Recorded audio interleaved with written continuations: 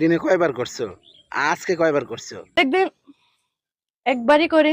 একবারই? আচ্ছা, শীতের দিনে কয়বার করো? হম ওটা পরেরটা পরে, এখনো শীত আসেনি, আল্লাহ বাঁচিয়ে রাখুক আগে শীত অব্দি। ও আচ্ছা, তাই। তো এখন দিনকাল কেমন চলতেছে তোমার? দিনকাল যদি ভালো চলতো তাহলে কি আর প্রতিবেদনে আসতাম? কষ্ট করেই তো প্রতিবেদনে। আচ্ছা, কষ্টের বিষয়ে আমরা পরে যাই, ঠিক আছে? তার আগে বিয়ের বিষয়ে যাই। বিয়ে মনের মতো একজন মানুষ পেলে বিয়ের সাথে বসবো, বুড়ো হোক জোয়ান হোক তাতে কোনো আবেশ হোক, সবাই তো মানুষ। আমার ভাইয়ের দায়িত্ব নেবে, আমার পাশে থাকবে, আমি তার কাছে বিয়ে বসবো, শেষ এক কথায়। কিন্তু কমেন্টসে মানুষ কি বলে জানো, যে সব মেয়েরা ওই একই কথা বলে, সবাই মানে ধোঁকাবাজি ব্যবসা করে এরা। কথা সবাই হাতের পাঁচটা আঙ্গুল কি এক? আচ্ছা, দেখি তোমার আঙ্গুল দেখি, উল্টাও সিন দেখি। দেখাইলাম এটাই তো বেশি। কেন উল্টা উল্টা একটু উল্টা উল্টা মোড়া একটু দেখি, দর্শক তো দেখতেও চাইতে পারে উল্টা মোড়া, একটু দেখাও। আচ্ছা, আমি তোমার কাছে একটা জিনিস জানতে চাচ্ছি, এই মেয়েরা কেন বুড়ো মানুষ খোঁজে, বয়স্ক মানুষ খোঁজে? কেন খোঁজে? বয়স্ক মানুষরা ওরা মনের দুঃখ কষ্ট বোঝে, আর যারা ইয়ং ছেলে তারা তো বুঝে না, তারা আশা দেখিয়ে বিয়ে করে সংসার করে ফেলে চলে যায়গা। আর বয়স্ক মানুষ তারা ভালো, ঠিক আছে, তারা মনের দুঃখ কষ্ট বোঝে যে আল্লাহ এই মেয়েটারে যদি আজকে আমি ফেলে তুই চলে যায় কোথায় যাবে, এইরকম। তা আমি যদি, কেউ যদি আমার বিয়ে করতে চায়, বুড়ো হোক আর জোয়ান হোক তাতে কোনো আপত্তি নাই, 60 বছর হোক 70। তুমি ওই পাশের বাড়ির লোকটারে দেখছো, তো বিয়ে করেছে কি যার দেখছো, মনে হয় তার মেয়ের বয়সী মেয়ে, একটা মেয়েকে বিয়ে করে নিয়েছে, দেখছো তুমি?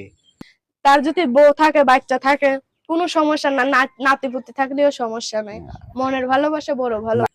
আচ্ছা, তুমি যে এত বগর বগর হইতেছে, তুমি মেয়ে হয়ে আর একটা মেয়ের সংসার ভাঙবে, এটা এটা কেমন কি? সমালোচনা তো সবাই করবে, কেউ কেউ ভালো চোখে দেখবে, কেউ খারাপ চোখে দেখবে, এইটাই তো জগৎ। তো এখন কেউ যদি আমার পাশে থাকে, আমার দায়িত্ব নেয়, কোনো সমস্যা নাই। তার যদি নাতিপুতিও থাকে তাও কোনো সমস্যা নাই, তা আমি তার কাছে বিয়ে বসতে রাজি আছি। ঠিক আছে, আমি হাতের কাজ জানি, আমি এখন মানুষের বাসায় কাজ করি, ঠিক আছে না, আইজ আছে কাইল নাই। তো সেই রকম আমি যদি একটা মনের মতো মানুষ পাই, বিয়ে শাদী বসবো, আমি আর মিডিয়ার সামনে আসবো না, নামাজ পড়বো, কোরআন পড়বো, হাতের কাজ জানি, একটা ঘর বেঁধে দিলে আমার নিজের বাড়ি হবে, ওইখানে কাজ। আচ্ছা, তুমি কি চাও, আচ্ছা তো তো ধরো তোমার একটা হাজবেন্ড আছে, তোমার হাজবেন্ড আর একজনের বিয়ে করলো, তুমি কি এটা ভাগ দিবে, বা তুমি এটা চাও? আমি আরেকটা মেয়ের সংসার ভাঙতেছি না, ঠিক আছে। তোমার হাজবেন্ড কি কি তুমি বিয়ের অনুমতি দিবা? হ্যাঁ আমি দেবো। কেন দিবে? তার তার তার মানে কি? তার মানে তুমি দুর্বল আছো নাকি?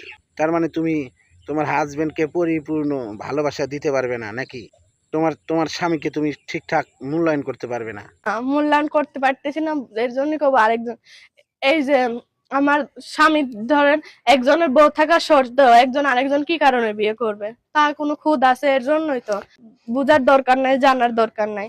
আমি বলছি যে আমার পাশে থাকবে, আমার ভাইয়ের দায়িত্ব নেবে, এইটাই ধরো একটা তোমাকে দেখে পছন্দ হইলো, তোমাকে রেখে ঘরের একটা স্ত্রী রেখে তোমাকে আবার পছন্দ করলো, তোমাকে বিয়ে করলো, আবার তোমাকে রেখে আর একজনকে যে পছন্দ করবে না, এটার কি গ্যারান্টি দিবে? পরেরটা পরে দেখা যাবে না। তুমি এত সুন্দর একটা মেয়ে, তুমি বিবাহিত পুরুষকে কেন বিয়ে করবে? তুমি আশেপাশে তো অনেক সুন্দর সুন্দর ছেলে আছে, প্রতিবেদন করে, তুমি বিয়ে করবে এই ইয়াং ছেলেদেরকে? ছেলেদের বিয়ে করি না। তার মানে ইয়াং ছেলেদেরকে দেখে তুমি ভয় পাও? আমি ভয় পাই না, মানুষে কই ইয়াং ছেলেরা চলে যায়, ঠিক আছে, ফেলে দিয়ে বিয়ে করে চলে যায়, আমার চাইতে আরেকটা সুন্দর দেখবে তার কাছে চলে যাবে। তোমার চাইতে কি সুন্দর আছে কেউ? হ্যাঁ আছেই তো, রূপ রূপ যৌবন কি সারা জীবন থাকে? মানুষের আজ আছে কাইল নাই।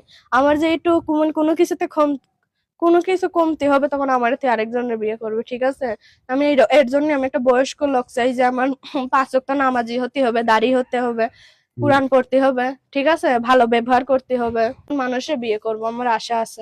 হজে যাব, হজ করতে। ওরে বাবা, আইসে প্রতিবেদনে এসে কথা মনে হইতেছে যে কোন মসজিদের বানি ইমাম।